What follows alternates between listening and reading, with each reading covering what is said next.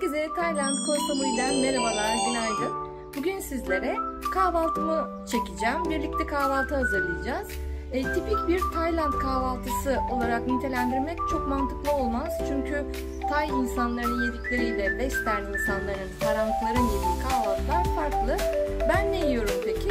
Her gün canım ne isterse Allah'a bir şükür olsun onu yiyorum. Sadece şu tipi yiyorum diye bir kendimi kısıtladığım beslenme düzenim yok.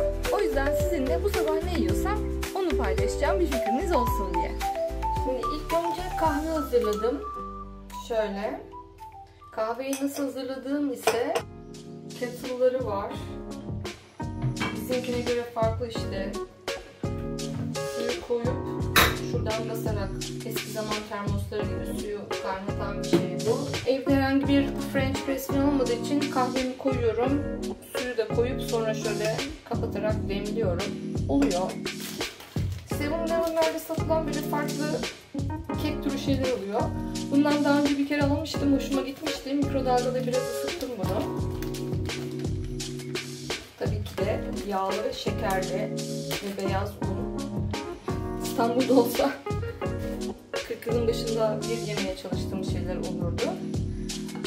Burada bir yarım mangom var. Daha önce yarısını yemiştim. Şimdi mangoyu keseceğim. Bu mangoları güzel yerel bir manavdan aldım. Benim bu yaşadığım Çabenk bölgesine göre fiyatları çok daha uygun. Kalite olarak da gayet güzeldi. Mangoyu şu şekilde kestikten sonra, yani bu mangonun tanesi kilosu 50 idi. 2 mango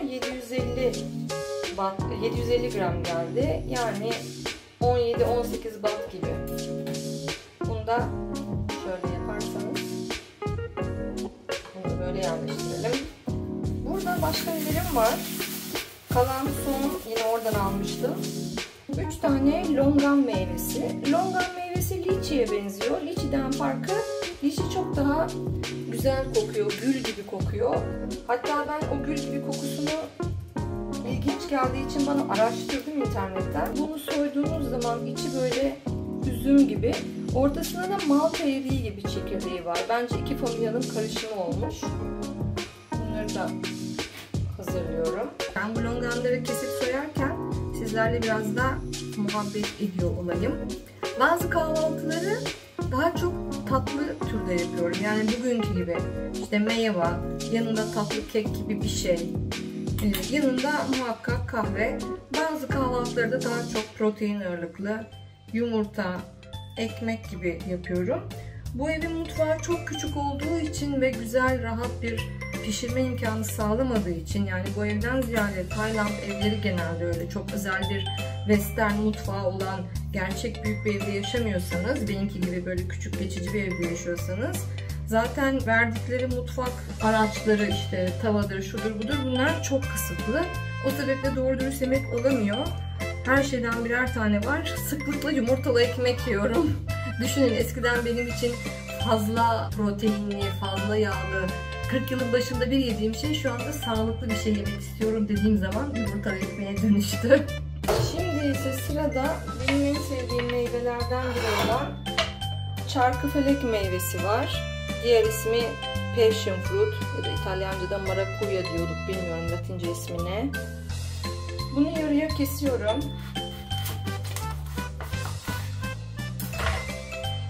İçi şöyle, gerçekten çok lezzetli, hafif ekşimsi bir tadı var ve çekirdekleri çıtır çıtır, inanılmaz nefis bir kokusu var. Bunu genelde yoğurda karıştırıp yiyorum. Şu anda sanırım yoğurdum bitti. O yüzden bu sabah sadece kaşıkla yoğuracağım.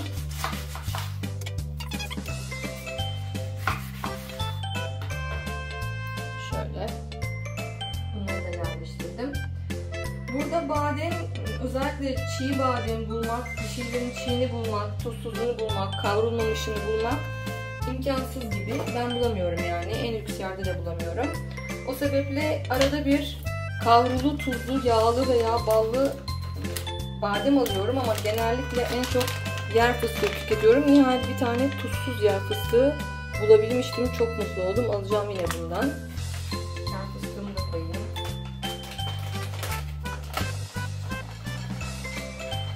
İnanmayacaksınız ama beyaz peynir. Markette bunu görünce 2 çeşit daha vardı. Gözlerime inanamadım ve hemen aldım. Bu şu anda yiyebildiğim tek peynir türü. Diğerleri ne olduğu belirsiz fetalar. Kahvaltımı size göstereyim. Kahvaltıyı dışarıda etmek istedim. Çünkü içeride klima çalışıyor, vantilatör var. Çok serin ama daha sabahın ilk ışıklarıyla birlikte karanlık bir ortamda, kapalı ve klimalı ortamda kahvaltı etmek, böyle güzel bir ağaçların, çiçek böceğin içindeyken bana üzücü geliyor. Fakat dışarıda oturabilmenin ilk şartı ve olmazsa olmazı tabii ki sivrisineklere karşı önlem almak. Bu arada çok sıcakmış. Dışarıya adım attığımın 3. saniyesinde yüzümü ter bastı. Deneyeceğim. Bazen böyle yapıyorum, sonra kahvaltının yarısında içeriye kaçıyorum. Tabii burası evlerin arası olduğu için sahile göre daha az esintili. Sahilde bazen biraz daha esinti oluyor. Belki sahilde denize sıfır bir ortamda kahvaltı yaparsanız vantilatör de açıyorlar. O zaman gayet keyifli oluyor. Bir türlü tutuşmadı. Masanın altına yerleştiriyorum ben. Sivrisinekler özellikle ayak bacak bölgesini sevdikleri için evet tutuştu. Evet, masanın altına yerleştirdim. Şimdi ikinci önlem. Eğer Tayland ve benzeri yerlerde yaşayacaksınız, bilin ki bütçenizin büyük bir bölümü sivrisinek spreyine gidecektir. Yani şuna kaç para harcıyorum inanın hatırlamıyorum. Şöyle kahvaltıdan uzak sıkayım. Bir tane sivrisinek vardı, kaçtı görünce. İyi, inşallah biraz etki edecek demek ki. Evet, şimdi başlayalım. Zaten kahvaltıyı birlikte hazırlamıştık. Mango, longan, çarkıfelek meyvesi, o tatlı tuhaf ekmek ve fıstıklar. Yedek fıstıklarımı aldım. Peçetem. Ama size göstermek istediğim şey buzlu kahvemin yanında asıl şu ikili. Diyeceksiniz ki bir bıçak yok mu? Yok. Bu arada bu sabah gözümü bir motor sesiyle, bir tuhaf seslerle açtım. Bu evlerin bakımını yapan bir beyefendi var. Gününü 2 şeyle geçiriyor gördüğüm kadarıyla. Ya sürekli bitki buduyor ya da hamakta yatıyor. Ben onu başka bir şey yaparken görmedim. Takık vaziyette bütün ağaçları her Allah'ın günü kesiyor. Herhalde bu hızla büyüyorlar. Şuradaki yapraklar çok güzeldi. İçeriye kadar geliyordu. Hepsi de böyle haldır oldur kesti. Kestiği şeyleri de asla toplamıyor bu arada. Direkt yere bırakıyor. Bütün kesili yapraklar, koca palmiye yaprakları, küçük çiçekler, her şey bir yerde. Herhalde onun doğal akışında kuruyup kendiliğinden yok olmalarını bekliyor diye düşünüyorum. Şu arkamda devasa bir palmiye yaprağı dağı oluşmuş durumda. Altındaki börtü böceği düşünmek bile istemiyorum. Diyecektim size, çatal kaşıktan bahsedecektim. Şu ikili, yani büyük kaşık var da ben küçüğünü aldım. Eve geldim, baktım sadece çatal ve kaşıklar var, küçük ve büyük, ama şey yok, bıçak yok. Sadece bir tane büyük kesme bıçağı var. Gideyim alayım dedim ben kendime bir tane kahvaltı bıçağı. İşte marketlerde böyle küçük kahvaltı setleri satılıyor. Sadece çatal kaşık ikilisi. Çünkü bıçak kullanmıyorlar. Sadece çatal kaşıkla yemek yiyorlar. Restorana oturduğunuz zaman da restoran, büyük güzel bir restoran değilse önünüze sadece çatal kaşık geliyor. Peki dedim ve buna adapte oldum. Zaten sadece krem peynirim var. Onu da şunun dışıyla sürüyorum çok ihtiyaç olursa. Büyük bir şey keseceğim zaman da yemeden önce dilimliyorum büyük bıçakla, tabağıma koyuyorum. Ben de buna adapte oldum yani. Şu an için sorun yok.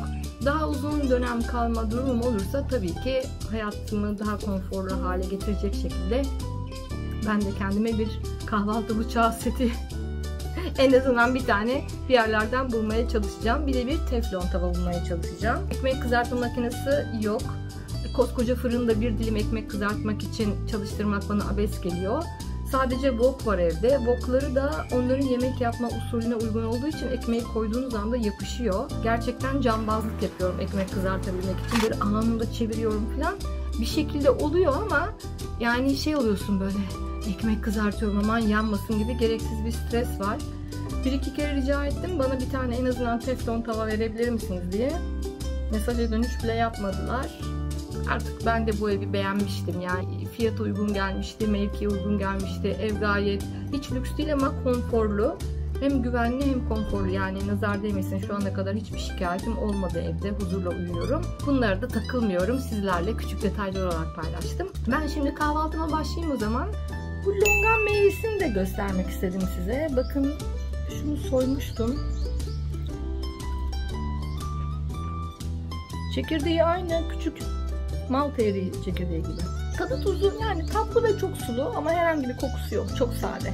Bu çarkıfelek meyvesini de şöyle biraz yakından göstermek istiyorum size. Bu çekirdekleri çıtır çıtır, çok lezzetli. Dediğim gibi kokusu, suyu aşırı lezzetli. Passiflora zaten biliyorsunuz yatıştırıcı etkisi olan bir bitki. Yaprakları öyle ama meyvesinde de aynı etki var mı bilmiyorum. Bunu bir araştıracağım internetten. Evet, bugünkü kahvaltıda bitti. Bunlar da meyvelerden kalanlar. Evet, çok lezzetliydi ama böyle bir kahvaltıyı insan her gün yapmaya kalksa bence şeker hastası olur. O yüzden buna da bir hal çaresi bulmak gerekiyor. Her neredeyseniz dilerim sağlığınızın, bütçenizin izin verdiği, canınızın çektiği şeyleri yiyebildiğiniz kahvaltılar sizinle olsun. Kahvaltı faslı bitti. Şimdi artık içeriye klimalı ortama girip çalışma zamanı. Bugün full editlerle uğraşacağım. Sizlere çok güzel bir plaj videosu geliyor. Onu bitirmeye çalışacağım. Takipte kalın diyorum.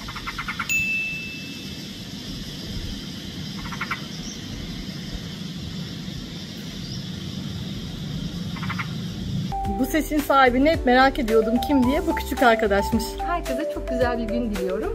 Böyle zaman zaman buradaki günlük yaşamın içinden kesitler paylaşan videolarda yayınlıyor olacağım. Beğenirseniz mutlu olurum. Takip edersiniz, abone olursunuz vesaire vesaire. Kendinize çok iyi bakın.